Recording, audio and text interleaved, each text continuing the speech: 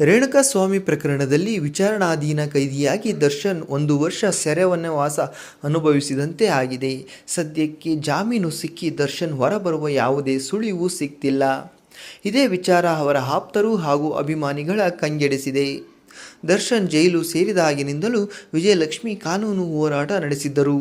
ಸಾಕಷ್ಟು ದೇವಸ್ಥಾನಗಳಿಗೆ ತೆರಳಿ ಪೂಜೆ ಮಾಡಿಸಿ ಸಂಕಷ್ಟದಿಂದ ಪಾರು ಮಾಡುವಂತೆ ಬೇಡಿಕೊಂಡಿದ್ದರು. ಚಾಮುಂಡಿ ಬೆಟ್ಟ, ನಗರದ ಬನಶಂಕರಿ ದೇವಸ್ಥಾನ, ಬಂಡೆ ಮಹಾಕಾಳಿ ದೇವಸ್ಥಾನ, ಅಣ್ಣಮ್ಮ ದೇವಸ್ಥಾನ, ಅಸ್ಸಾಂನ ಗುವಾಹಟಿಯಲ್ಲಿರುವ ಕಾಮಾಖ್ಯ ದೇವಸ್ಥಾನಕ್ಕೂ ತೆರಳಿ ಪೂಜೆ ಸಲ್ಲಿಸಿದ್ದರು. ಬಳಿಕ ದರ್ಶನ್ ಜಾಮೀನು ಪಡೆದು ಹೊರಬಂದಿದ್ದರು. ಆಗ ದೇವರ ಕೃಪೆ ಎಂದು ಭಾವಿಸಿದ್ದರು. ಆದರೆ ದರ್ಶನ್ ಮತ್ತೆ ಜೈಲು ಸೇರುವಂತಾಗಿದ್ದು, ಪ್ರಕರಣದಲ್ಲಿ ದರ್ಶನ್ಗೆ ಸಂಕಷ್ಟ ಇನ್ನೂ ತಪ್ಪಿಲ್ಲ. ವಿಜಯಲಕ್ಷ್ಮಿ ದೇವರಲ್ಲಿ ಪ್ರಾರ್ಥಿಸುತ್ತಲೇ ಇದ್ದಾರೆ. ಇನ್ಸ್ಟಾಗ್ರಾಂನಲ್ಲಿ ಸದ್ಯ ಆಕೆ ಮಾಡಿರುವ ಪೋಸ್ಟ್ ವೈರಲ್ ಆಗ್ತಿದೆ.